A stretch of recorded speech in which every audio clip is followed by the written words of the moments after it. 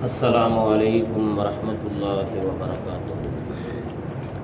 بسم الله الرحمن الرحيم. إن الحمد لله والصلاة والسلام على رسول الله صلى الله عليه وسلم وآله وصحبه أجمعين والحمد لله رب العالمين. அல்லாஹ்வுடைய மாபெரும் கிருபையால் பரக்கத்து பொருந்திய சுபுஹுனுடைய பரலான தொழுகையை இமாம் ஜமாத்தோடு தொழுவதற்கு வாய்ப்பளித்த இறைவனுக்கு புகழனைத்து, இதோடு அல்லாஹு தாலா அனைத்து கடமைகளையும் குறித்த நேரத்தில் செயலாற்றிட நம் அனைவருக்கும் அல்லாஹு தாலா நசீபாக்கி தந்தல் புரிவார்.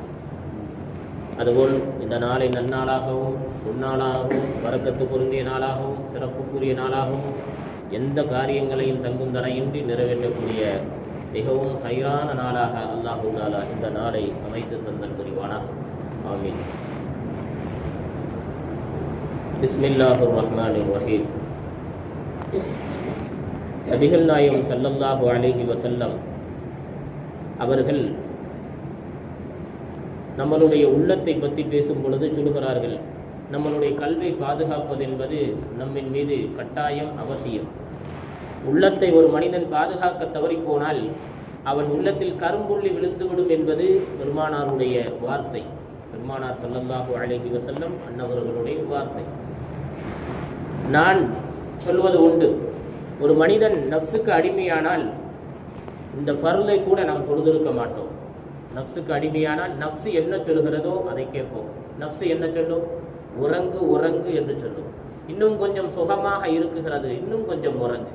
இப்படி அவன் என்ன சொல்லுவான்? உறங்கு உறங்கு என்று சொல்லி அவன் உறங்கிக் கொண்டே இருப்பான். இதனால் ஷைத்தானுக்கு இன்பமும் அவனுக்கு மகிழ்ச்சியும், அவனுடைய தலைவர் கடலுக்கு அடியில் இருக்கக்கூடிய அந்த ஷைத்தானுடைய தலைவனிடத்தில் முகமன் பேசும் பொழுது அவ்வளோ ஆனந்த கழிப்பிலே அவர்கள் என்ன செய்வார்கள்?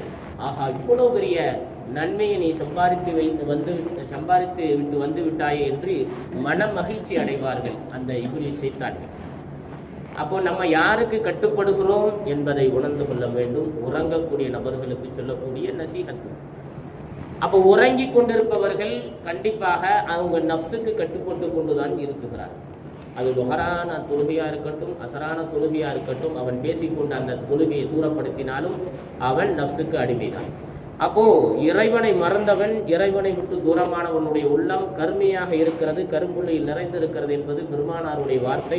இப்னு மாஜாவிலே பதிவு செய்யப்படுகிறது. இன்னல் முஃமினூன் இதா அஸ்னப கானத் நுக்தபுன் சௌதா ஃபி கல்பிஹி. உள்ளத்தில் கரும்புள்ளி விடுது. ஹசது வந்தாலே கரும்புள்ளி விடுது. கரும்புள்ளிங்கிறது என்ன தெரியுங்களா?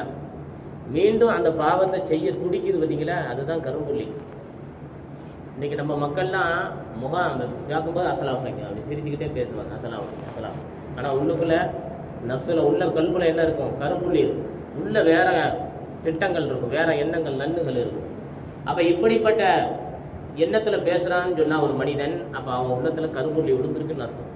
அதனால தான் அவன் அப்படி பேசுகிறான்.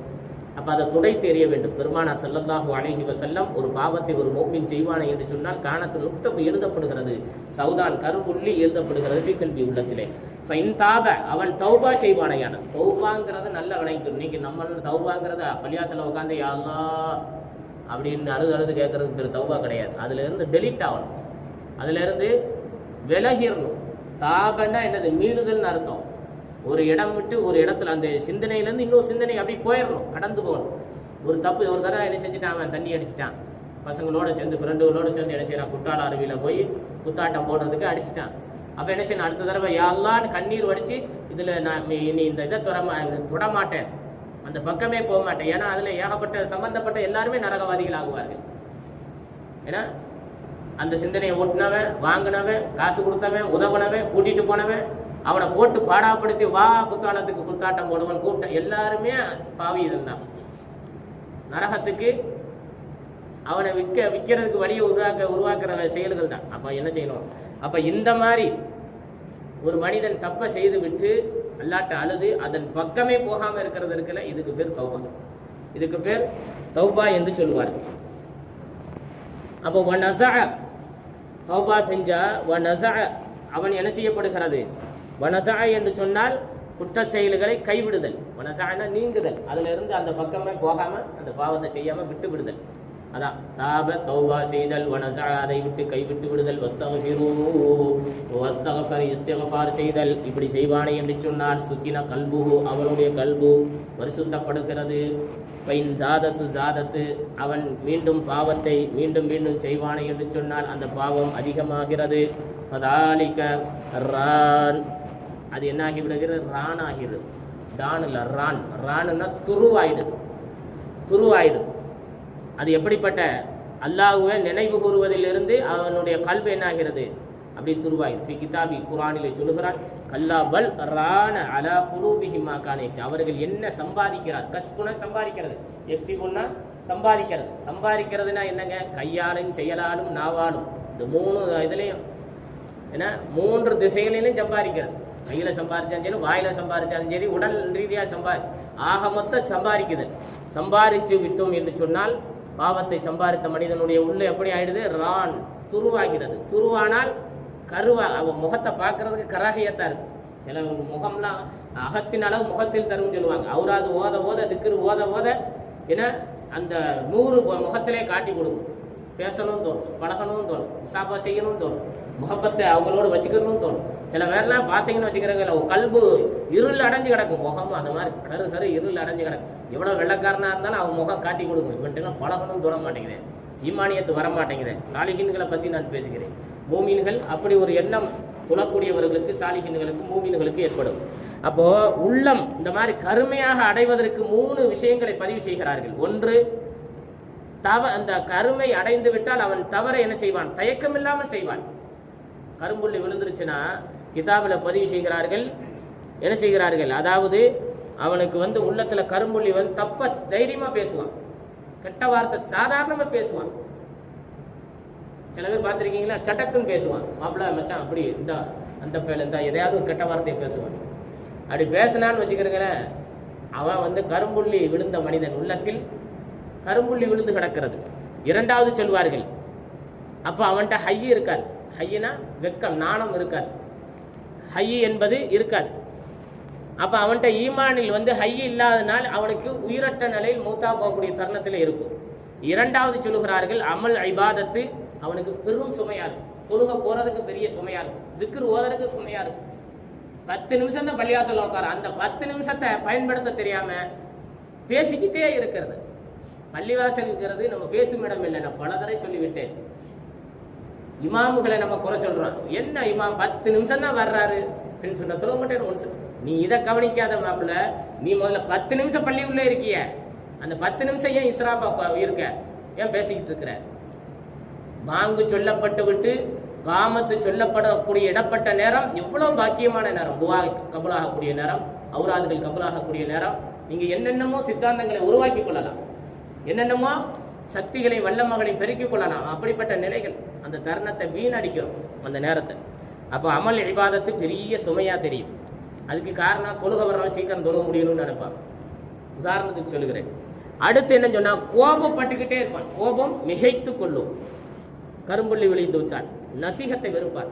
அவருக்கு போய் கூப்பிட்டு, ஏன் வாப்பா நீ தொழ வரல அப்படின்னு கேட்கறது நான் பல தடவை சொல்லியிருக்கிறேன். பள்ளியினுடைய நிர்வாகம்ங்கிறது பள்ளியை பொறுப்புதாரிகள், பள்ளி நிர்வாகிகளுடைய அவங்கள் மீது ஃபர்து ஐனுகள் அதிகம் இருக்குகிறது, இமாமுகள் மீது இல்லை. ஏன்னா நான் கடந்த சமயம் சொன்னேன், இப்ராஹிம் நபிகிட்ட காபத்துல்லாவை கட்டி விட்டு அல்லாஹ் பொறுப்பு அதிகம் கொடுத்தான். வரக்கூடியவங்களுக்கு என்னென்ன நசியத் பண்ணணும், என்னென்ன செய்யணும். தொழுக வரலையா அவனை கூப்பிட்டு ஏன் தொழுக வரலன்னு கேட்குற கடமை பள்ளி நிர்வாகிகளுக்கு உண்டு. பள்ளிவாசல்ல தூசி கிடக்கா, தூசி கிடக்க அதை எடுத்து சரி பண்ணுவதற்கு அவர்களுக்கு தான் அதிகமான பவர்கள் உண்டு. அவங்களுக்கு சம்பளத்தை கொடுத்து விட்டு ராஜா மாதிரி வாழ்றோங்கிறது நாளைக்கு எல்லா இடத்துல கேள்விக்குறியாகிவிடும். உன்னைய ராஜாவா வைக்கிறதுக்கு அப்ப நான் யாரு? மாலிக்கு முழுக்கு இல்ல, நீ ராஜா, அப்ப நான் யாரு அப்படின்னு நல்லா கேட்டு விட்டுருவான். நீ பள்ளிவாசல் வச்சு நான் ராஜான்னா பாப்பா நான் யாருன்னு ரப்பு நாளை மறுபுறத்தில் கேட்பான். ஹிதுமத்தை யாரு செய்யணும்? நிர்வாகம் தான் செய்யணும். பள்ளிவாசல் சுத்தப்படுத்தும் பாக்கியம்.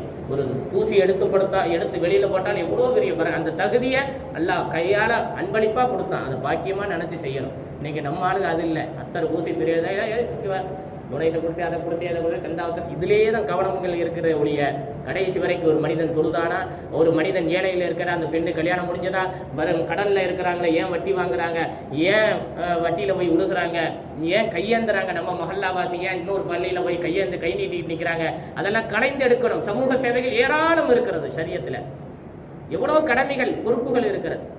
ஒரு பிள்ளை படிக்கல, ஏன் படிக்கல? கல்வி பைசா இல்லையா, ஞானம் வரமாட்டேங்குதா, இத்தனை 50 500 வீடுகள் இருக்கு, ஏன் மதரசாக்கு வரல, தூங்குது, ஏன் காரணம்? தாய்தா பஞ்சரி அப்படிங்கிறதெல்லாம் கண்காணிக்கணும். அப்ப இதெல்லாம் கண்காணிப்பது என்பது கடமை. அப்ப இதுல ஒரு மனிதன் அவன் கவனமின்மையால் இருப்பான் என்று சொன்னால், இது போல நசீகத்தை சொன்னவன் சொல்லி கேட்காமல் இருப்பார்கள் என்று சொன்னால், கோவப்படுகிறார்கள் என்று சொன்னால் அவங்க உள்ளத்துல கருப்புள்ளி.